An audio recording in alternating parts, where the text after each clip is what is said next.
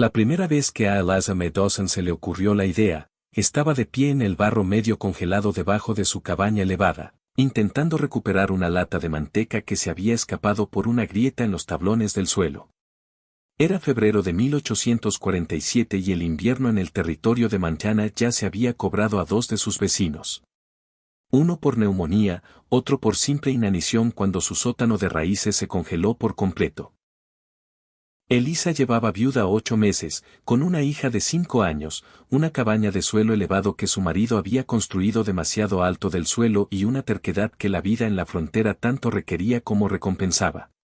Se metió en el espacio de arrastre con un farol, maldiciendo el hueco de 18 pulgadas entre la tierra y el suelo que James había insistido en mantener. Buen drenaje, había dicho. Evita la pudrición. Lo que también creaba era un vacío frío e inútil que atrapaba cada viento invernal que soplaba por las llanuras de Montana. Pero allí de pie, con el farol en la mano, la lata de manteca recuperada y cubierta de barro medio congelado, sintió algo inesperado. Calor. No mucho, pero comparado con el frío brutal de afuera, 15 grados con un viento que cortaba como un cuchillo, el espacio debajo de la cabaña era notablemente más cálido. Se quedó inmóvil, intentando entender qué sentía. El calor de la estufa de cocina de arriba se filtraba hacia abajo a través de los tablones del suelo. La tierra de abajo, aislada por la nieve acumulada alrededor de los cimientos, liberaba su calor almacenado del otoño. Incluso las paredes de troncos que se extendían hasta el nivel del suelo ayudaban a atrapar el calor. Eliza May se quedó muy quieta, su aliento formando pequeñas nubes en la luz del farol, una idea formándose que era o brillante o loca. ¿Y si este no fuera espacio desperdiciado? ¿Y si pudiera ser un invernadero? El pensamiento era tan audaz que la hizo reír. Un sonido corto y agudo en el espacio cerrado. Un invernadero en invierno en Montana construido por una viuda con apenas dinero suficiente para semillas de primavera. Pero cuanto más lo pensaba, más sentido tenía la física. El calor sube, sí, pero también se expande. Su estufa de cocina ardía caliente todo el invierno. Tenía que hacerlo para cocinar y calentarse. Ese calor calentaba el suelo de la cabaña. Parte de él se escapaba hacia abajo aquí, desperdiciado. Si pudiera atraparlo, contenerlo, tal vez incluso mejorarlo con vidrio para capturar la luz del sol. Se quedó allí 10 minutos más, fría, olvidada, con la mente acelerada por las posibilidades. Pasó 2 semanas pensando en ello antes de decírselo a nadie, ni siquiera a Grace. Eliza había aprendido que anunciar planes a medio formar invitaba a la lástima o a la burla, y no podía permitirse ninguna. En cambio, observó, midió y planeó. La cabaña descansaba sobre 12 enormes pilares de piedra, cada uno hundido 3 pies en la tierra y elevándose 18 pulgadas sobre el nivel del suelo. James la había construido así después de ver demasiadas cabañas de frontera pudrirse por contacto con el suelo. Las vigas del suelo eran pino toscamente labrado, de 14 pulgadas de profundidad, abarcando 8 pies entre pilares. Encima, tablones de pino de 1 pulgada formaban el suelo real con huecos entre tablas para drenaje. Esos huecos, se dio cuenta Eliza, eran perfectos para la transferencia de calor. El espacio debajo era aproximadamente 20 pies x 16 pies, cerrado en 3 lados por las paredes de troncos de la cabaña que se extendían hasta el nivel del suelo.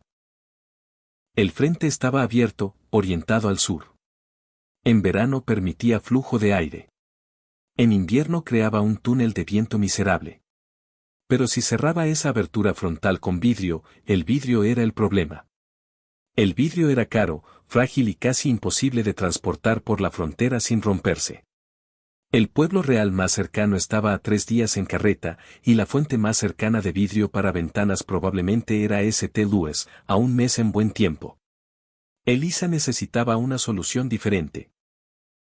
La encontró en el catálogo de Sears & Roebuck que la señora Peterson le había prestado. Sus páginas estaban dobladas y manchadas por el uso en la frontera. Allí, entre anuncios de estufas de hierro fundido y medicinas patentadas, encontró lo que necesitaba. Marcos fríos de invernadero. La descripción era simple.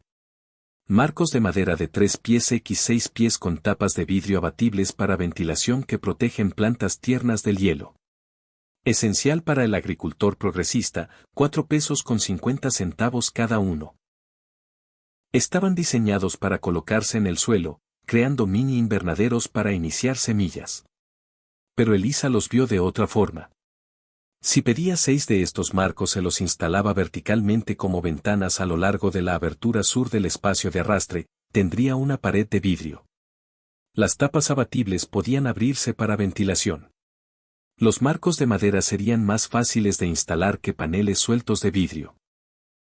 Costaría 27 pesos, casi todo lo que le quedaba de vender las herramientas de James. Grace la encontró esa noche haciendo cálculos a la luz de una vela, el catálogo abierto, números rayados en pizarra.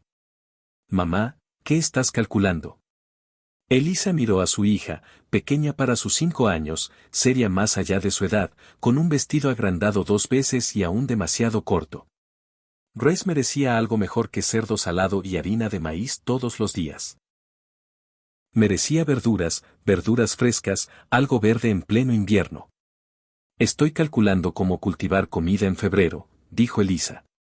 Los ojos de Grace se abrieron. Magia de ingeniería, corrigió Elisa, luego más suavemente. Ven aquí. Déjame mostrarte algo. Tomó la mano de Grace y la llevó al rincón donde los tablones del suelo tenían los huecos más anchos. Encendió una vela y la sostuvo cerca del hueco. Mira la llama. La llama de la vela se inclinó hacia abajo, atraída por la corriente de aire cálido que bajaba por el suelo. El calor sube, explicó Elisa. Pero también se expande. El calor de nuestra estufa calienta el suelo. Ese calor baja al espacio de abajo. Ahora solo se escapa al frío. Pero si lo atrapamos, si convertimos ese espacio en una habitación con paredes de vidrio, podríamos mantenerlo lo suficientemente cálido para cultivar cosas, verduras, hierbas, tal vez incluso flores. Grace se quedó callada un momento, pensando. ¿Entonces funcionará? Eliza M. Dawson, que se había hecho la misma pregunta durante 2 semanas, miró a su hija y dijo lo único verdadero que sabía. Voy a averiguarlo. El pedido tardó 6 semanas en llegar, subiendo el río Missouri en vapor y luego por tierra en carreta de carga. Cuando el conductor descargó 6 cajas de madera marcadas frágil vidrio, medio puesto comercial se reunió a mirar. ¿Construyendo un invernadero, señora Dawson? Preguntó Tom Morrison, el gerente del puesto, no sin amabilidad. Algo así, dijo Elisa, inspeccionando las cajas por daños. Mucho dinero por un quizás, observó Frank Hutchins, que había perdido a su propia esposa en el parto la primavera anterior y tenía opiniones sobre cómo las viudas debían gastar sus recursos. Elisa no respondió. Había aprendido que explicarse a los escépticos era desperdiciar aliento. Pagó los costos de flete, contrató al hijo mayor de Morrison para ayudar a cargar las cajas en su carreta y se fue a casa. Grace esperaba en el porche, prácticamente vibrando de emoción. ¿Llegaron? ¿Se rompieron? Llegaron, confirmó Elisa. Y pronto sabremos si se rompieron. Abrieron la primera caja juntas, sacando clavos con cuidado para preservar la madera interior. Anidado en paja había una cosa hermosa, un marco de madera de 3 pies de ancho y 6 pies de largo, hecho de pino y pintado de blanco. El tercio superior era un bastidor acristalado, 12 paneles de vidrio, cada uno intacto, colocados en un marco abatible que se abría y cerraba suavemente con bisagras de latón. Grace extendió un dedo cuidadoso para tocar el vidrio. Es tan suave. Lo es, coincidió Elisa. Y caro. Tendremos mucho cuidado con él. Pasaron el resto del día desempacando los 6 marcos. Por algún milagro de manejo de carga o gracia de Dios, solo un panel estaba agrietado, y aún ese era una rotura limpia que podía rellenarse con masilla y seguir siendo funcional. Esa noche, después de que Grace se durmiera, Elisa se sentó a la mesa y dibujó planos. No era ingeniera, pero James le había enseñado a pensar un proyecto antes de empezarlo.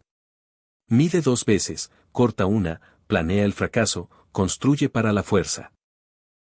La abertura sur debajo de la cabaña era aproximadamente 16 pies de ancho y 18 pulgadas de alto desde el nivel del suelo hasta el fondo de las vigas del suelo. Sus 6 marcos fríos de pie serían demasiado altos. Cada marco era de 6 pies de largo y la abertura solo tenía 18 pulgadas de alto. Tendría que modificarlos, cortarlos, instalarlos horizontalmente en 2 filas, 3 marcos en la fila inferior, 3 arriba, creando una pared de vidrio de 6 pies de alto y 18 pies de ancho. Las matemáticas funcionaban. La pregunta era si podía hacer la carpintería. Comenzó la mañana siguiente después de que Grace desayunara. El trabajo requería precisión que no estaba segura de poseer, pero la necesidad era una excelente maestra. Primero necesitaba preparar la abertura misma. El espacio entre el suelo y las vigas del suelo era actualmente solo aire abierto. Necesitaba enmarcarlo correctamente, crear una estructura de pared adecuada para montar los marcos de vidrio contra ella. Elisa cortó 2x4 de pino a medida usando la sierra de corte transversal de James, una herramienta que había aprendido a afilar ella misma durante el largo invierno. Creó montantes verticales cada 3 pies a lo largo de la abertura sur, midiendo cuidadosamente con una cuerda anudada marcada a intervalos de 12 pulgadas. Cada montante necesitaba estar exactamente a plomo, o toda la estructura se torcería. Hundió la base de cada montante 6 pulgadas en la tierra, apisonando el suelo firme con un mazo de madera. Las partes superiores las clavó a la parte inferior de las vigas del suelo con clavos forjados a mano, caros, pero necesarios. Cada clavo representaba un cálculo. ¿Soportaría? ¿Podía permitírselo? ¿Qué pasaba si adivinaba mal? Luego añadió travesaños horizontales a 2 alturas. Uno a 6 pulgadas del suelo, otro a 12 pulgadas, creando un marco de rejilla que distribuiría el peso del vidrio y resistiría la presión del viento. James le había enseñado esto. Cualquier estructura necesita soporte vertical y horizontal. El vertical lleva peso. El horizontal resiste fuerza lateral.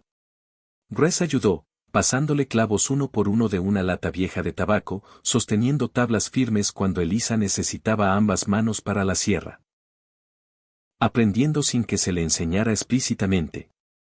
¿Por qué estamos haciendo cajas, mamá? Porque el vidrio necesita algo fuerte contra lo que apoyarse, explicó Elisa, deteniéndose para limpiarse el aserrín de la frente. Si solo lo colgamos en el aire, el viento lo rompería. Pero si le damos un marco fuerte, puede sobrevivir. El marco toma el estrés. El vidrio solo tiene que ser vidrio. Como mi muñeca necesita que yo la sostenga. Elisa sonrió. Exactamente así. El trabajo tomó 3 días de labor constante. Sus manos se ampollaban, luego se callosaban. Sus hombros dolían por los ángulos desconocidos del trabajo elevado. Pero al final, Elisa había creado un marco de pared adecuado con 6 aberturas rectangulares, cada una del tamaño exacto para sus ventanas de marcos fríos. La estructura era sólida, verificada con nivel de cuerda, y lista. También había aprendido algo sobre sí misma. Podía hacer esto. Podía medir, cortar, construir. El conocimiento se sentía como poder. Ahora venía la parte delicada. Instalar el vidrio. Había modificado su enfoque después del primer día de trabajo. En lugar de cortar los marcos fríos, lo que podría debilitarlos, los instalaría en ángulo, inclinados para captar la máxima luz solar. Los marcos inferiores se sentarían casi horizontales, inclinados hacia arriba a 30 grados. Los superiores serían más verticales, creando una pared de vidrio inclinada que seguía el ángulo del sol de invierno. Era poco convencional, pero tenía sentido. Estaba construyendo algo que ningún catálogo había anticipado. El primer marco subió un sábado. Elisa lo levantó con cuidado, Grace guiando desde abajo y lo aseguró al marco con tornillos en lugar de clavos. Los tornillos podían ajustarse si había calculado mal. El marco encajó. El vidrio captó la luz de la mañana y la reflejó en láminas brillantes. Grace aplaudió. Es hermoso, mamá. Lo era. También era funcional. Elisa notó inmediatamente la diferencia. Con solo un marco en su lugar, el viento estaba bloqueado. El espacio se sentía más calmado. Al final de la semana, los 6 marcos estaban montados. La abertura sur ahora era una pared de vidrio, inclinada y brillante. Las tapas abatibles aún podían abrirse para ventilación. Pero por ahora, Elisa las mantuvo cerradas. Había creado un invernadero debajo de su casa en Montana en invierno. Ahora necesitaba ver si realmente funcionaría. La primera prueba llegó esa noche. Elisa cocinó la cena como siempre. Cerdo salado, frijoles, pan de maíz, manteniendo la estufa caliente. Después de que Grace se durmiera, tomó un farol y un termómetro y bajó al espacio bajo la casa. El termómetro marcó 48 grados. Afuera eran 19 grados y bajando. Dentro de la cabaña cerca de la estufa eran 65. Y aquí en este espacio intermedio, protegido por vidrio y calentado por el suelo de arriba, eran 48 grados. Sobre cero, apenas, pero sobre. Elisa Medosen se permitió un momento de feroz satisfacción. El principio funcionaba. El calor de la estufa bajaba por los tablones del suelo. El vidrio lo atrapaba. La tierra de abajo contribuía con su calor almacenado. No era lo suficientemente cálido aún, no para la mayoría de las verduras, pero era un comienzo. Durante la siguiente semana hizo mejoras. Amontonó tierra contra el exterior de los marcos de vidrio, creando un berma aislante que reducía la pérdida de calor por la base. Selló huecos entre los marcos con estopa, las mismas fibras de cáñamo alquitranadas usadas para calafatear barcos, disponibles en el puesto comercial. Añadió masa térmica. Era un truco que había leído en una revista agrícola. Materiales de color oscuro absorben calor durante el día y lo liberan de noche. Recolectó piedras de río, las pintó de negro con negro de lámpara mezclado con aceite de linaza y las arregló en barriles debajo del vidrio. Durante el día, la luz solar las calentaría. De noche, radiarían calor de vuelta. La temperatura subió, 50 grados, 52, 55. Finalmente, cuando el termómetro se mantuvo estable en 58 durante 3 noches consecutivas, Elisa decidió que era hora. Grace, dijo una mañana. Hoy vamos a plantar un jardín. El suelo mismo era un desafío. No podía cavar tierra congelada, y la tierra debajo de la casa, aunque no congelada, era suelo duro, compactado e inerte por años de ser pisoteado y tener agua goteando por los tablones del suelo de arriba. Necesitaba crear camas de jardín desde cero. Construyó camas elevadas con madera de desecho que James había almacenado. Cajas simples de 2 pies de ancho y 6 pies de largo, arregladas en filas a ambos lados del camino central que había planeado. Cada caja requería construcción cuidadosa. Los lados tenían que ser lo suficientemente resistentes para sostener el peso del suelo, pero no podía permitirse desperdiciar madera. Cortó las tablas, perforó agujeros piloto para evitar que se partieran y las ensambló con los últimos clavos cuadrados de James. Había planeado esto, pidiendo no solo marcos de vidrio, sino también semillas y algo que nunca había oído antes, leyendo esa revista agrícola que la señora Peterson le había prestado. Estiércol compostado, seco y envejecido, adecuado para camas calientes y casas de forzado. Llegó en sacos de arpillera que olían exactamente como se esperaba. Grace arrugó la nariz dramáticamente. Eso es asqueroso, mamá. Eso es fertilidad, corrigió Elisa, aunque en privado estaba de acuerdo. A las plantas les encanta. Está lleno de todo lo que necesitan para crecer. Nitrógeno, fósforo, materia orgánica, y genera calor al descomponerse, que necesitamos. Llenó las camas elevadas con capas cuidadosas, una técnica que había leído en la revista. La capa inferior era 6 pulgadas de estiércol seco, que se descompondría lentamente y calentaría el suelo desde abajo. Luego venía suelo de pradera que había recolectado en otoño y almacenado en barriles. Lomo rico y oscuro de un fondo de arroyo donde las hierbas nativas habían crecido por siglos. Lo mezcló con más estiércol compostado, creando un medio de cultivo rico en nutrientes. La capa superior final era 2 pulgadas de suelo fino mezclado con arena para drenaje y germinación más fácil de semillas. Cada cama tomó 1 hora para llenar. Grace ayudó a palear suelo, apisonándolo suavemente con sus pequeñas manos, haciendo preguntas constantemente. ¿Por qué el estiércol hace calor? Porque criaturas diminutas que no puedes ver lo comen. Y cuando comen, hacen calor. Como tú te sientes caliente después de cenar. Hay criaturas en la tierra. Millones de ellas. Son ayudantes. La cama humeaba levemente en el aire fresco cuando Elisa la regó primero con agua tibia de la estufa. El estiércol descomponiéndose generando su propio calor justo como la revista había prometido. Observó con satisfacción cómo subía el vapor. Biología y física trabajando juntas, conectado. Luego vino la siembra. Elisa había elegido sus semillas con cuidado, pidiendo variedades criadas para marcos fríos y forzado de invierno. Lechuga Dum Thumb, repollo Laxton's Marvel, espinaca temprana redonda y hierbas, perejil, cebollino, tomillo de invierno. También pidió semillas de zanahoria y rábano. Variedades de crecimiento rápido que toleraban suelo fresco. Grace ayudó. Sus pequeños dedos sorprendentemente hábiles para espaciar semillas. No demasiado profundo, instruyó Elisa. Las semillas de lechuga necesitan luz para brotar. Solo presiónalas en el suelo y cúbrelas ligeramente. Trabajaron juntas toda la tarde, plantando fila por fila. Al anochecer, 6 camas elevadas estaban plantadas, regadas y esperando. ¿Ahora qué?, preguntó Grace. Ahora esperamos, dijo Elisa. Y esperamos. Las semillas germinaron en 8 días.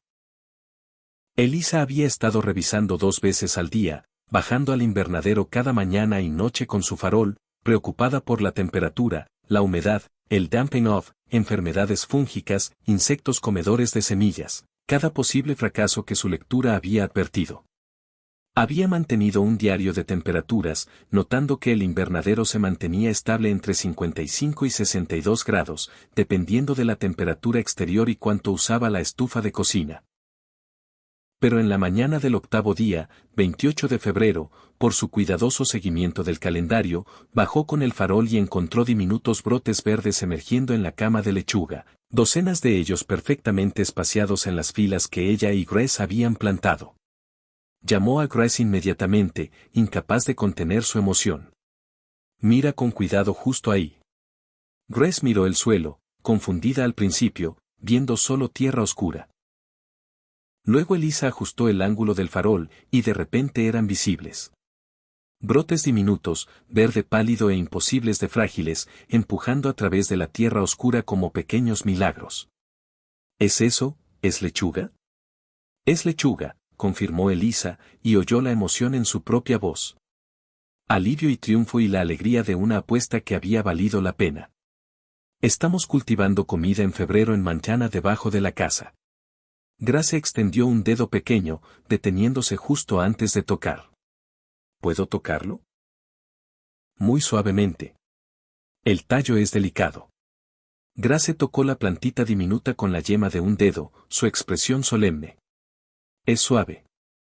Lo es, y en unas semanas, si lo cuidamos, será lo suficientemente grande para comer. Más brotaron en los días siguientes. La espinaca salió en filas ordenadas y uniformes. Elisa había sido más cuidadosa con el espaciamiento después de la lechuga. Los rábanos aparecieron rápido, sus cotiledones desplegándose como manitas alcanzando la luz solar filtrada. Las zanahorias fueron más lentas, tardando 12 días, pero eventualmente aparecieron como brotes delicados y fernosos. Las semillas de repollo germinaron en 10 días, produciendo plántulas robustas que Elisa sabía que tendría que ralear más tarde. Raleó la lechuga en el día 14, sacando cuidadosamente cada otra plántula para dar espacio a las restantes. Se sintió desperdicio hasta que Grace señaló que podían comer los raleos. Lo hicieron. Pequeñas plantas de lechuga, raíces y todo lavadas y añadidas a su cena. Eran pequeñas, pero frescas y verdes y vivas, y sabían a esperanza. La noticia se extendió. En la frontera, las noticias viajaban por una combinación de chismes, visitas al puesto comercial y la llegada de carretas de carga. Para marzo, la gente sabía que la viuda Dawson había construido algún tipo de artilugio debajo de su casa y supuestamente estaba cultivando verduras en invierno. Algunos pensaron que era un rumor. Otros asumieron que había preservado verduras de otoño de alguna forma y mentía sobre cultivarlas frescas. Frank Hutchins dijo abiertamente que estaba desperdiciando recursos en tonterías. Luego la señora Peterson vino a visitar. Era la esposa del gerente del puesto comercial, una mujer práctica de unos 50 años que había sobrevivido 20 años en la frontera siendo abierta a nuevas ideas. Trajo a Grace una muñeca de trapo como regalo, cosida a mano con ojos bordados y cabello de lana, y preguntó cortésmente si podía ver este invernadero del que todos hablaban. Elisa se lo mostró. La señora Peterson bajó las escaleras al espacio bajo la casa, farol en mano, y se detuvo en seco. La transformación era notable. Lo que había sido un espacio oscuro de arrastre ahora era una habitación de jardín próspera. Los marcos de vidrio brillaban con luz solar filtrada. Las camas elevadas estaban exuberantes con crecimiento, plantas de lechuga con hojas verde oscuro, espinaca espesa y saludable, copas de rábano verde brillante, frondas de zanahoria delicadas y plumosas. Plántulas de repollo robustas, hierbas fragantes en el aire cálido y húmedo. 2 faroles ardían en la base de las escaleras, creando luz dorada que se mezclaba con la luz del día del vidrio. La temperatura era cómoda, quizás 60 grados. El aire olía a tierra y cosas creciendo y agua de pozo. Olía vivo. La señora Peterson caminó lentamente por el camino central, examinando todo. Tocó una hoja de lechuga, probando su textura. Se inclinó a oler las hierbas. Examinó cómo estaban montados los marcos de vidrio. Tocó las rocas pintadas. Entendiendo su propósito, sintió una cama elevada, percibiendo el calor del estiércol compostándose abajo. Finalmente miró a Elisa con algo como asombro. Construiste un invernadero debajo de tu casa con marcos fríos y suministros por correo. Sí, señora. ¿Qué tan cálido se mantiene? 55 a 62 grados dependiendo de qué tan frío esté afuera y cuánto use la estufa. Más cálido en días soleados. Llevo registros. Le mostró a la señora Peterson su diario de lecturas diarias de temperatura. ¿Y es el calor de tu suelo lo que lo mantiene cálido? El calor del suelo es parte. El sol a través del vidrio, la tierra abajo, la masa térmica. Señaló las rocas pintadas. Ayuda a equilibrar la temperatura. El estiércol compostándose también genera calor. Todo trabaja junto. La señora Peterson sacudió la cabeza lentamente. Mi marido necesita ver esto. Medio puesto comercial necesita ver esto. Esto podría cambiar cómo la gente pasa el invierno aquí. Verduras frescas en febrero. Una forma de extender la temporada de cultivo por meses. Es solo verduras, señora Peterson. Es innovación. Es supervivencia. Es prueba de que la frontera no tiene que significar privación y escorbuto por 6 meses. Hizo una pausa. ¿Puedo traer gente a ver esto? Podrías tener algo importante aquí. Elisa dudó, luego asintió. Las buenas ideas estaban destinadas a compartirse. Sí, tráigalos. Para abril, la lechuga estaba lista para cosechar. Elisa recogió las hojas exteriores con cuidado, dejando los centros para seguir creciendo. Un método de corte y vuelve a crecer que proporcionaría cosecha continua. La espinaca era abundante, los rábanos crujientes y picantes. Hizo la primera ensalada en 4 meses. Grace miró el tazón de verduras frescas como si fuera magia. ¿Puedo comerla? Ese es todo el punto, dijo Elisa, sonriendo. Comieron juntas, sentadas en su mesa toscamente labrada.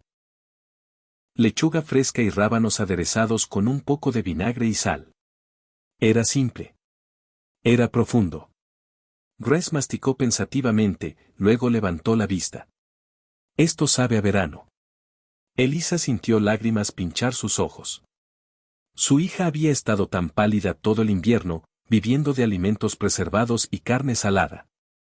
Ya después de una semana de verduras frescas había color en sus mejillas. Lo hace, ¿verdad? La señora Peterson trajo a su marido la semana siguiente. Luego trajeron a la familia Morrison. Luego vino Frank Hutchins, escéptico y argumentativo, y se fue callado y pensativo.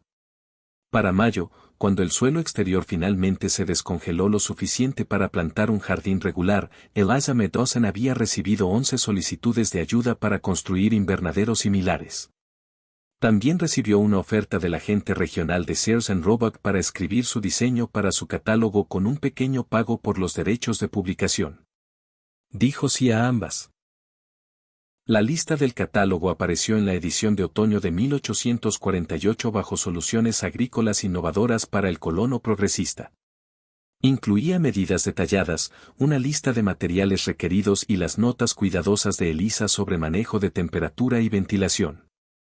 El pago, 15 pesos, era más dinero del que había visto en una suma desde que James murió.